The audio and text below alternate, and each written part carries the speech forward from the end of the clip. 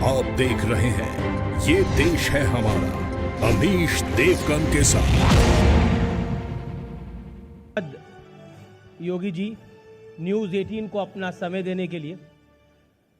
ये एक ऐसा सेशन है, ये एक ऐसा साक्षात्कार है जिसका इस समय पूरा देश इंतजार कर रहा है और इसके कई कारण भी हैं। निश्चित तौर पर आने वाले कुछ महीनों में देश का सबसे बड़ा विधानसभा चुनाव है उत्तर प्रदेश। कहते हैं 2024 का रास्ता 2022 के उत्तर प्रदेश के चुनाव से निकलेगा। इसीलिए यह प्रदेश भी महत्वपूर्ण है, यह चुनाव भी महत्वपूर्ण है। लेकिन पिछले कुछ दिनों में जो घटनाक्रम हुआ, इसलिए भी यह साक्षात्कार महत्वपूर्ण है क्योंकि पहली बार योगी आदित्यनाथ लखीमपुर के इंसिडेंट के बाद किसी टेलीविजन न्यूज चैनल पर अपनी बात रखेंगे। अभी तक हमने विपक्ष को सुना है, विपक्ष क्या कह रहा है, अभी तक हमने तमाम बातें सुनी है, तमाम वीडियो देखे हैं, लेकिन पहली बार योगी आदित्यनाथ क्या सोचते हैं उस वाक्य के बारे में, उनके मन की बात क्या है, उनके दिल की बात क्या है, उसको भी जानेंगे। लेकिन आज हम योगी आदित्यनाथ जिस कर्मस्थली से निकले यानी गोरखपुर से, उस स्थान पे मौजूद हैं क्योंकि हम पूर्वांचल के गोरखपुर में मौजूद हैं। योगी जी अभिनंदन है आपका न्यूज़ 18 में। अवश्य धन्यवाद आपको, आप गोरखपुर में आए हैं। आपकी लखनऊ अब कर्मस्थली है, अब आप लखनऊ में रहते हैं, वहाँ काम करते हैं, मुख्यमंत्री हैं। लेकिन मेरे मन में ये सवाल है कि मन में लखनऊ ज़्यादा है या गोरखपुर ज़्यादा है, दिल के करीब कौन है? गोरखपुर गोरखपुर है और लखनऊ लखनऊ है,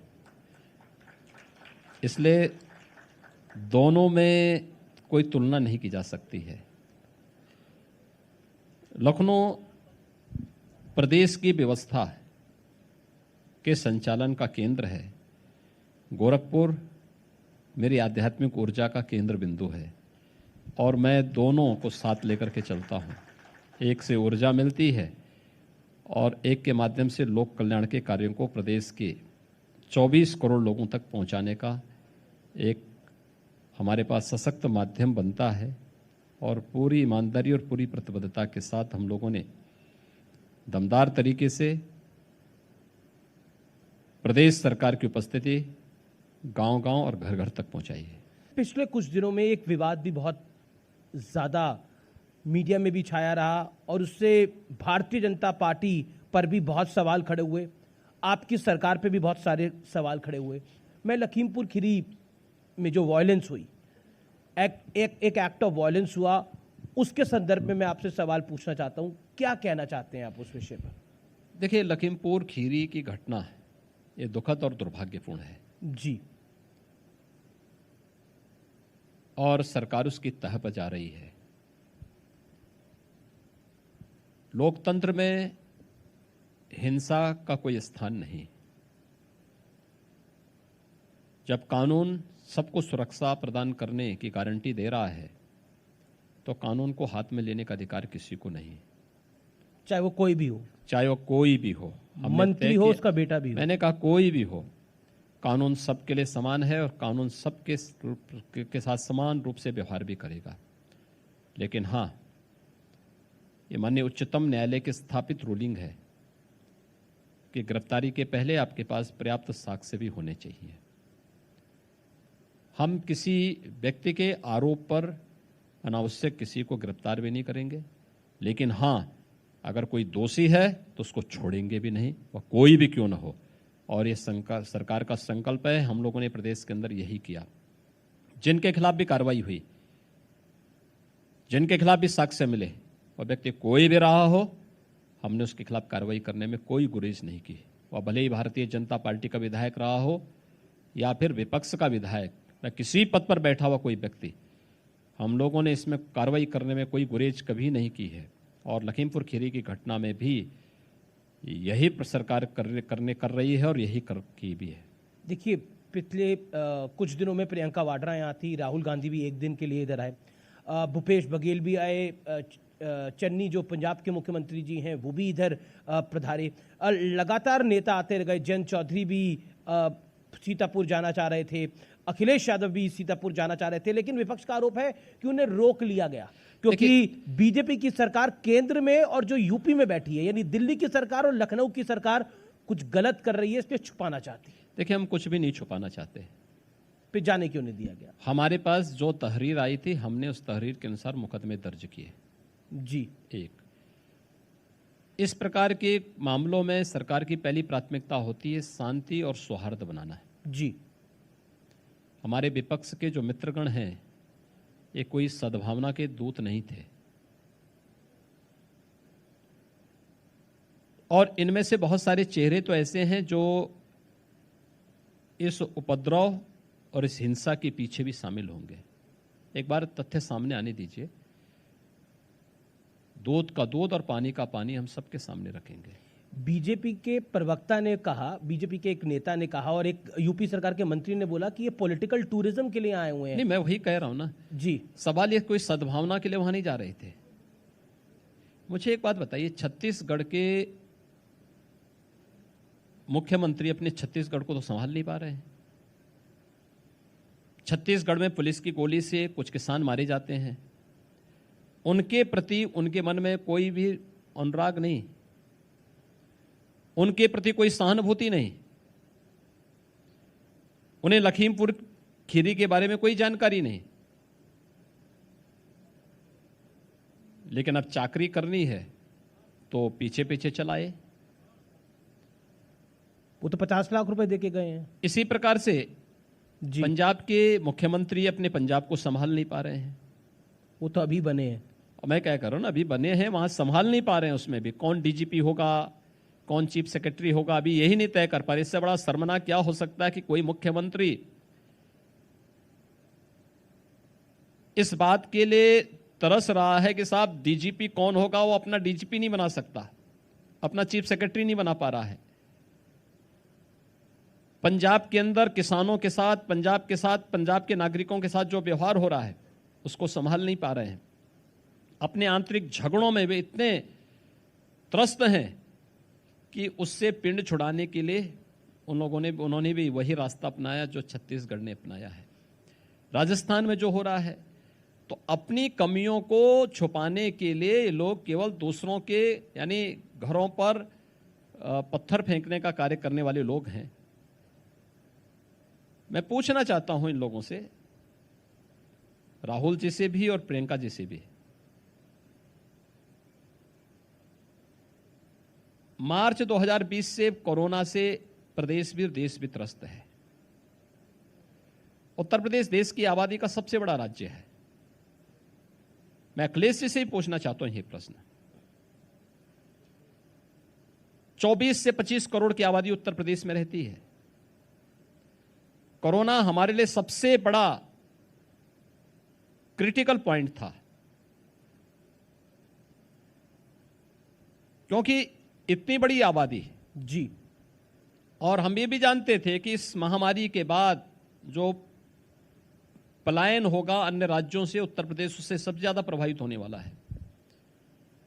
मैं पूछना चाहता हूं कि कांग्रेस हो, सपा हो, बसपा हो या कोई भी राजनीतिक दल हो, इन लोगों में से कितने ऐसे राजनेता थे जो आज जो ये पॉलिटिकल टूर कर रहे हैं, ये पॉलिटिकल टूर की बजाय उस समय उत्तर प्रदेश की जनता के सुख दुख में कितने लोग सहभागी बने थे? इनमें से कोई नेता मुझे बताते दें किसी जिले का अब हम सहभागी बनने के लिए आए थे तो हमें रोक दिया गया। मैं वही पूछना चाहता हूं। प्रियंका जी से तो सर्किट हाउस में कह रहे झाड़ू भी लगवा दिया गया। देखिए, जनता उनको उसी लायक बनाना चाहती है और जनता ने उसी लायक उनको बना दिया है। सवाल यह है कि इन लोगों के पास उपद्रव करने और नकारात्मकता फैलाने के सिवाय कोई कार्य नहीं। कोरोना कालखंड में इनके किसी के दर्शन नहीं हुए। उत्तर प्रदेश में जब हर व्यक्ति जीवन और जीविका के बीच में जद्दोजहद कर रही थी जी, तब केंद्र और प्रदेश सरकार ही उनके साथ खड़ी थी। भारतीय जनता पार्टी का कार्यकर्ता ही उनके साथ खड़ा था। तब इन राजनीतिक दलों के या इनके नेताओं का या इनकी स्वयं की उपस्थिति कहीं नहीं थी, जीरो थी। और ये मार्च 2020 से लेकर के मैं कह सकता हूं कि अक्टूबर 2021 के बीच में भी यही स्थिति थी, लेकिन अचानक उनकी नींद खुली, उनको लगा कि लखीमपुर खीरी एक बहाना है, लेकिन ऐसा नहीं हो पाएगा। उत्तर प्रदेश की लेकिन क्या जनता, आपको लगता है, उत्तर प्रदेश की जनता, देखिए सरकार की प्राथमिकता होती है शांति और सौहार्द बनाना, पहले सरकार ने वही किया। ये किसी इस सद्भावना के दूत नहीं थे, ये दुर्भावनापूर्ण तरीके से वहां पर विद्वेष और वहां पर आपसी वर्ग संघर्ष की स्थिति पैदा करना चाहते थे, जो हम प्रदेश के अंदर नहीं होने देना चाहते थे और कतई नहीं होने देंगे। तीसरा, इन लोगों के जाने के बाद पब्लिक की जो प्रतिक्रिया थी, पीड़ितों की जो प्रतिक्रिया थी, ये भी आपने देखा होगा, सबने बहुत तीखी प्रतिक्रिया व्यक्त की थी कि सरकार ने हमें मदद की है, सरकार के कार्यों से हम पूरी तरह संतुष्ट हैं, कृपया हमारे मामले में राजनीति न की जाए। ये पीड़ित परिवारों ने स्वयं कहा, या सभी पक्षों ने इस बात को उनकी दलील थी, मैंने सवाल पूछे उनसे भी, उनकी दलील थी कि हम तो दुख बांटने के लिए जाना चाहते थे, किसी के यहाँ मौत होती है तो दुख बांटने जाया जाता है, अगर हम मदद करना चाहते हैं यूपी के अंदर लखीमपुर में कुछ, आपके सवाल वाजिब हैं, कवर्धा में जो जिसे कहते हैं एक धार्मिक संघर्ष हमें देखने को मिल रहा है छत्तीसगढ़ के अंदर, वो एक बड़ा इंसिडेंट हुआ है, उसमें कोई दो राय नहीं है, लेकिन उनका कहना था कि अगर हम लखीमपुर में किसी की मदद कर रहे हैं तो बीजेपी वालों को तकलीफ क्यों हो रही है? नहीं, सवाल यह है कि आप अपने कवर्धा को क्यों नहीं संभाल पा रहे हैं? क्या वहां सहानुभूति व्यक्त करने के लिए गए? जिन किसानों को गोली से वहां भूना गया छत्तीसगढ़ में, क्या उनके साथ ये कभी खड़े हुए? उनके साथ तो कभी नहीं खड़े हुए। पर यहाँ आप जानते हैं प्रियंका वाड्रा हैं और प्रियंका वाड्रा महासचिव हैं, एक ये भी कारण हो सकता है, सिद्धू भी आ रहे थे, ये लोग 1000 गाड़ियों के साथ कोरोना काल खंड में भी आ सकते थे। कोरोना में जब प्रथम लहर कोरोना की आई थी तब भी ये लोग आ सकते थे। 40 लाख प्रवासी कामगार उत्तर प्रदेश के अंदर आए, उनके प्रति भी इनकी सहानुभूति होनी चाहिए थी। तब नहीं, तब झूठे हमें 1000 बसेज के नंबर दिए थे कांग्रेस ने, तो उन बसेज को बॉर्डर पे लगाना है प्रवासी कामगार और श्रमिकों को सुरक्षित घरों तक भेजने के लिए। तो हमने विभिन्न जनपदों के आरटीओ को भेजे कि भाई आपके जनपद से संभवतः ये बसेज होंगी, आप इसको देखिए, कंफर्म करिए कि ये बसेज हैं। अब आश्चर्य करेंगे, वो बसेज नहीं थी, जो कंडम ट्रक थे या स्कूटर के नंबर थे, स्कूटर के नंबर दे दिए थे हम लोगों को बस के नाम पर। इतना भद्दा मजाक प्रदेश की जनता की और पीड़ित बंधुओं की जा रही थी, जो अपनी रोजी रोजगार छीनने के बाद प्रदेश के अंदर वापस आ रहे थे। ये कांग्रेस कर रही थी, कोई और नहीं कर रहा था।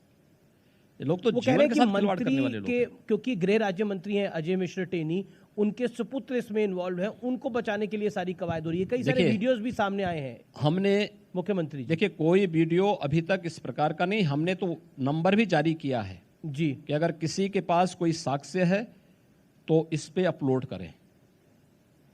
और हमने कहा ना, दूध का दूध और पानी का पानी होगा, अन्याय किसी के साथ नहीं होगा, कानून को हाथ में लेने की छूट भी किसी को नहीं दी जाएगी, लेकिन किसी के दबाव में भी कोई कार्रवाई नहीं होगी। मैं इस घटना पर आपसे आखिरी सवाल पूछ रहा हूं। आरोप यह है कि अजय मिश्रा टेनी ने खुद भड़काऊ भाषण दिए, थम्स डाउन जिसे कहते हैं, इस तरह से दिखाया, इसलिए किसान भड़क गए। और फिर उसके बाद जो हुआ, जिसमें 3 बीजेपी के कार्यकर्ता भी गए। बहुत दुख की बात है कि एक पत्रकार की भी जान चली गई, और बहुत दुख की बात है 4 किसान भी नहीं रहे। क्या आपको लगता है कि गृह राज्य मंत्री को भी रिस्पॉन्सिबल होना चाहिए था? देखिए, पॉलिटिकल भाषण और थ्रेट दोनों में अंतर होता है। पॉलिटिकल भाषण राजनीतिक मंचों से होता है और केवल यह बीजेपी का कोई नेता ही दे रहा हो ऐसा नहीं है। तमाम अन्य नेता देते हैं, कांग्रेस की सरकारें वो भी देते हैं और भी देते होंगे, लेकिन इसका मतलब ये नहीं कि आप किसी की हत्या कर लें। आपको लगता है किसी ने गलत किया है, उसके लिए अलग अलग मंच हैं, आप कंप्लेंट कर सकते हैं, आप उसके माध्यम से वो करेंगे, लेकिन कानून को हाथ में लेने का अधिकार किसी को नहीं है। क्योंकि कांग्रेस इसको या फिर विपक्ष इसको इसलिए मुद्दा बना रहा है क्योंकि अजय मिश्रा टेनी ने बोला, सिर्फ उन्होंने ही, हरियाणा के मुख्यमंत्री ने भी कुछ दिन पहले किसानों को बोला था कि हम इनको देख लेंगे। तो इस संदर्भ में इसको जोड़ के देखा जा रहा है कि बीजेपी धमका रही थी। धमकाने की बात नहीं, ये सभी मामले पॉलिटिकल बयान है। पॉलिटिकल बयान देश काल और परिस्थिति के अनुरूप व्यक्ति दे देता है, उसको इतने गंभीरता से नहीं लिया जाना चाहिए।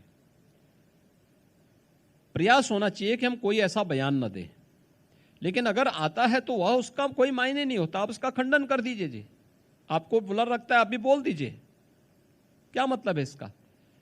लेकिन उसकी आड़ पे हम क्या किसी निर्दोष व्यक्ति की जान ले लेंगे, राह चलते हुए राहगीरों पर हमला कर देंगे। अब विपक्ष अड़ गया कि अजय मिश्रा टेनी का इस्तीफा होना चाहिए, क्या देखिए विपक्ष की तो मांग बहुत सारी चीज होती है जी, मेरिट के आधार पर जो होगा वही कार्य सरकार करेगी। मैं बढ़ता हूं आगे। 4.5 साल के आपके काम की बात कर लेते हैं। कुछ महीनों बाद चुनाव होने वाले हैं। विपक्ष कहता है कि सरकार अपनी उपलब्धियां तो बहुत गिनाने की कोशिश करती है लेकिन लिस्ट डाउन नहीं करा सकती।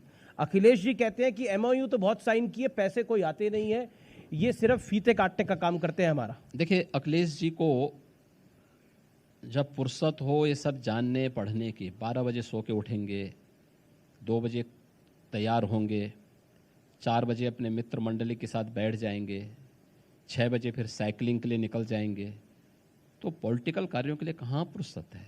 बड़े बाप के बड़े बेटे हैं, तो स्वाभाविक रूप से उनकी अपनी जिंदगी है, उनकी अपनी कार्य पद्धति है। ये देश और दुनिया से उनको क्या मतलब है। पर उन्होंने एक इंटरव्यू में कहा मैं सुबह 4 बजे उठता हूँ, मैं भी ध्यान लगाता हूँ, पूजा करता हूँ। तो इसीलिए तो ध्यान लगाते लगाते जनता ने उनको कहाँ पहुंचा दिया है, ये तो हर व्यक्ति जान रहा है। ये ध्यान लगाने का ही परिणाम है। कहाँ ध्यान लगा रहे थे हर व्यक्ति जानता था। जब प्रदेश के अंदर संकट आता था तो ऑस्ट्रेलिया और इंग्लैंड नजर आता था उनको, तो इसलिए ध्यान लगाते लगाते जनता वहां पहुंचा दी है। उनका कहना है कि घूमने का शौक है, इसमें घूमने पे क्यों योगी जी भी घूमा करें। इससे हम मना कहाँ कर रहे हैं जी। जी घूमने के लिए कौन रोक रहा। आप ऑस्ट्रेलिया में द्वीप खरीदे होंगे, द्वीप में रहिए ना, ऐसो आराम की जिंदगी चाहिए, कौन आपको रोक रहा है। भगवान चाहे, मैं तो चाहूंगा कि जिंदगी भर वह ऑस्ट्रेलिया के किसी द्वीप में मटर गश्ती करें, यूरोप में जाकर के अपनी छुट्टियां मनाएं, खूब फुर्सत के साथ मनाएं। तो आपको छुट्टी बनाने में तकलीफ है? मतलब मुझे कोई तकलीफ नहीं। मुझे क्यों तकलीफ होती, मुझे तो प्रसन्नता होगी कि हमारा उत्तर प्रदेश का एक व्यक्ति अब प्रवासी भारतीय हो गया है ऑस्ट्रेलिया में। आपका छुट्टी का मन नहीं करता? आप छुट्टी पे नहीं जाते? देखिए मैं, अगर मुझे छुट्टी लेनी होती जी तो मैं सार्वजनिक जीवन में नहीं आता। लोक कल्याण का पथ छुट्टी का पथ नहीं है। अपने कार्यों के माध्यम से, अपने पुरुषार्थ के माध्यम से आम जन की सेवा ही हमारी संतुष्टि का आधार होता है। अगर आम जन की थोड़ी भी सेवा कर लेते तो मान लेते हैं कि हाँ कुछ किया है। व्यक्तिगत जीवन हमारा कुछ भी नहीं होता है, कोई मायने नहीं रखता है, और न हम व्यक्तिगत जीवन में कोई भी इस प्रकार की चीजों को कोई इस प्रकार का स्पेस रखते हैं। आपकी सरकार का एक बड़ा दावा है और 2022 में जिसको बीजेपी चुनाव में भी लेके जाएगी, आपने भी कई बार कहा है, बीजेपी के पदाधिकारियों ने भी कई बार बोला है कि कानून व्यवस्था पे हमने बहुत काम किया है। लेकिन पिछले कुछ दिनों पर में आपको कानून व्यवस्था के मुद्दे पे बहुत घेरने का प्रयास हो रहा है। अखिलेश यादव कहते हैं कि यहाँ ठोक तंत्र की सरकार चल रही है। हाल ही में गोरखपुर में जो इंसिडेंट हुआ उसको भी उन्होंने गिराया। क्या कहना चाहते हैं आप? देखिए, जो आपकी सबसे बड़ी उपलब्धि होगी, हमले भी उसी पे होंगे। पब्लिक जिसको एप्रिशिएट कर रही है और जो आपकी छवि को बदल रहा है, हमले उसी पे होंगे। उत्तर प्रदेश की कानून व्यवस्था देश के लिए एक नजीर बनी है, एक स्थापित सत्य है, 4.5 वर्ष का एक स्थापित सत्य है। हर व्यक्ति इस बात को स्वीकार करता है।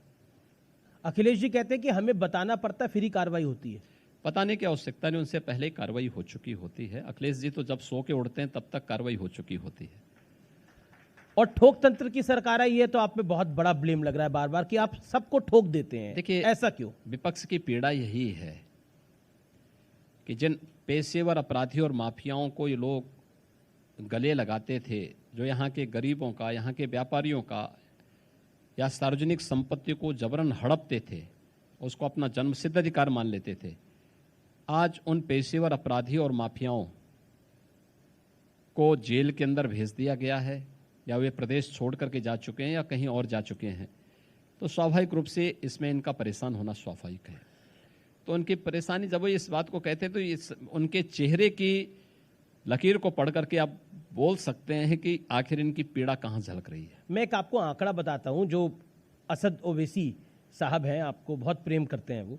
ओवैसी साहब ने कहा कि ऐसी ठोक तंत्र की सरकार है कि 35% जो टोटल एनकाउंटर हुआ उसमें 35% तो मुसलमानों को ठोक दिया इन लोगों ने।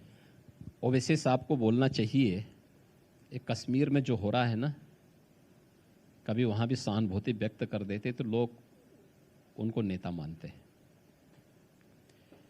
आपको लगता नहीं कश्मीर में क्या हो रहा है? बिल्कुल, बहुत ही दुखद घटना है। जिस तरह से चिन्हित करके धर्म के आधार पर करके हिंदू और सिखों को निशाना बनाया जा रहा है।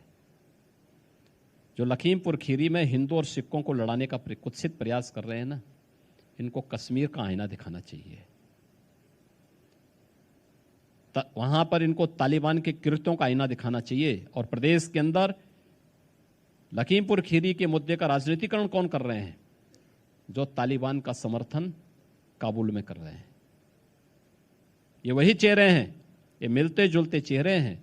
यहां पर हिंदू और सिखों में वैमनस्यता पैदा करने का प्रयास कर रहे हैं। कश्मीर में हिंदू और सिखों की निर्मम हत्या को पर मौन होते हैं और काबुल में हिंदू, सिख और अन्य अल्पसंख्यक समुदाय पर होने वाले अत्याचार पर ये लोग तालिबान का बेशर्मी के साथ समर्थन करते हैं। क्या आपको लगता है ये 1990 वाला दौर है जब कश्मीरी पंडितों को बाहर वहां से निकाला गया था? देखिए, 1990 अब बहुत दूर जा चुका है, पर टारगेटिंग नया भारत है। पर एक घटना हो सकती है, अब वहां पर कोई भी कश्मीरी पलायन नहीं कर सकता कश्मीर से।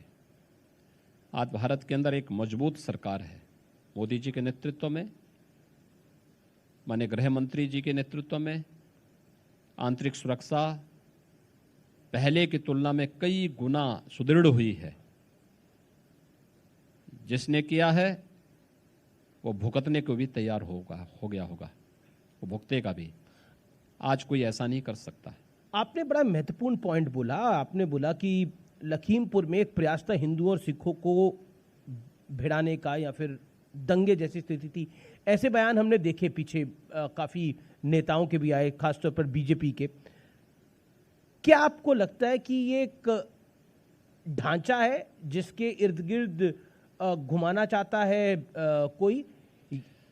देखिए, क्योंकि जब ये लखीमपुर की घटना हुई हमने देखा कि कनाडा से पन्नू, जो कि खालिस्तान के लिए बहुत एक्टिव है, उसने भी बयान दिया कि योगी को घेर लो, नरेंद्र मोदी को घेर लो, वक्त आ गया है अब। देखिए, ड्रोन लगाओ, ट्रैक्टर लगाओ। देखिए, मुझे लगता है कि गलतफहमी सबको दूर करनी चाहिए।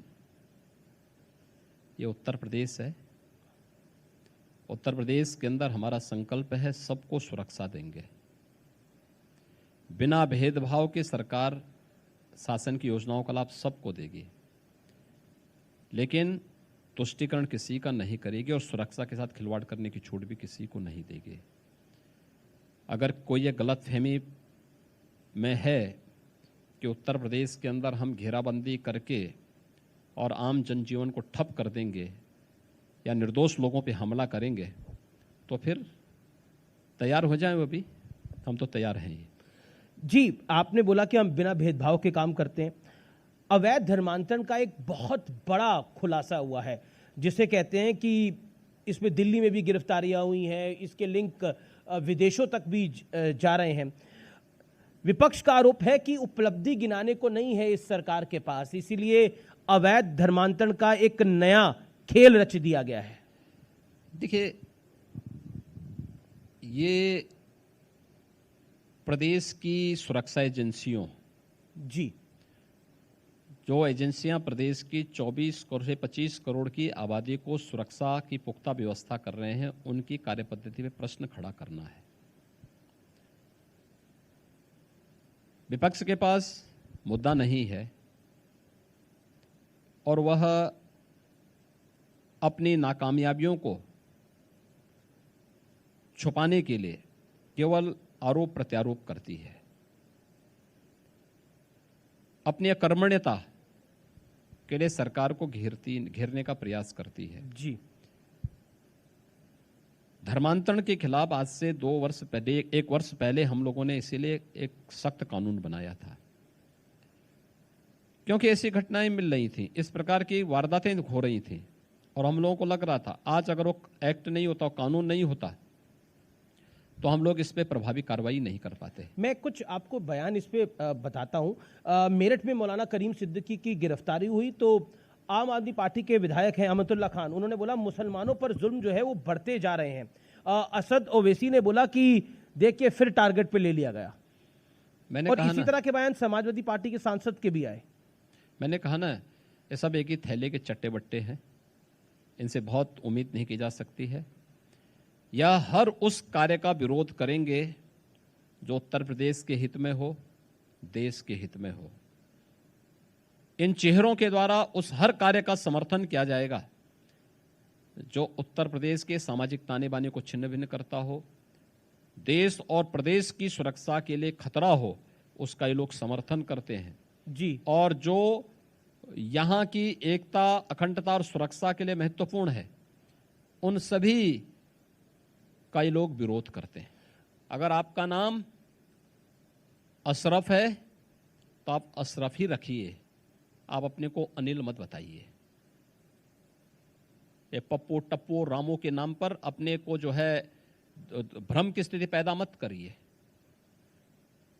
क्योंकि आज कहते हैं साहब मेरा नाम जो है, आज तो कहते हैं कि जो है आज जो है वो कहते आज अपने को जो है उपनाम लगा करके या हिंदू नाम रख करके पहले बहकाते हैं और फिर ये लफ्ज़ जिहाद, और इसी के खिलाफ सख्त कानून हमने प्रदेश के अंदर इसके खिलाफ भी बनाया है। और ये मैं आज पहली बार नहीं बोल रहा हूँ।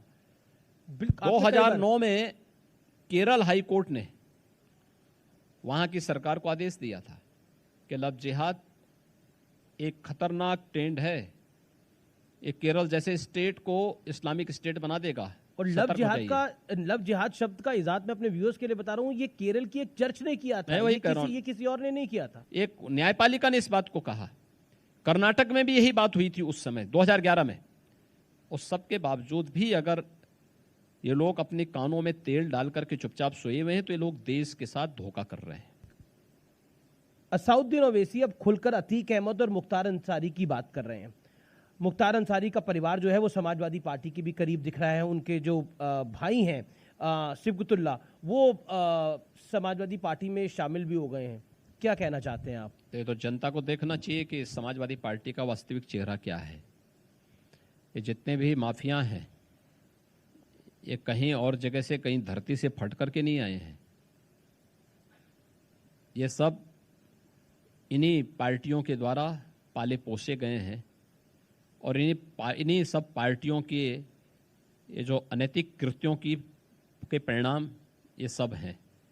तो सपा, बसपा, कांग्रेस जैसे राजनीतिक दल को तो प्रदेश की जनता से और देश की जनता से माफ़ी मांगनी चाहिए। इनके कारण से प्रदेश के अंदर या देश के अंदर तमाम लोगों को परेशान होना पड़ा है, तमाम घर उजड़े हैं, तमाम सार्वजनिक संपत्तियों पर इन माफियाओं ने कब्जे प्रारंभ किए और अपनी अनैतिक संपत्ति बनाई और उसके नाम पे लोग कॉमन मैन का, व्यापारियों का, नागरिकों का जीना हराम करते थे। हमारी सरकार ने कार्रवाई की है और हम लोगों ने तो ये भी तय किया है, पहली सरकार है हमारी जिसने इस प्रकार का ऐलान किया है कि इन माफियाओं से जितनी संपत्ति हम लोगों ने जब्त की है, जिसपे बुलडोजर चले हैं, उसपे गरीबों की ही आवास बनेंगे और उनके लिए हम फ्री में प्रधानमंत्री आवास योजना लागू करने जा रहे हैं। कितनी बड़ी स्कीम, लाखों गरीबों को हम आवास देंगे। एक सवाल, ये आजम खान हो गए, मुख्तार अंसारी हो गए, अतीक अहमद हो गए, ऐसा लगता है कि योगी आदित्यनाथ जी की इनसे पर्सनल दुश्मनी है? मेरी किसी से पर्सनल दुश्मनी नहीं, मेरी किसी से कोई व्यक्तिगत दुश्मनी नहीं।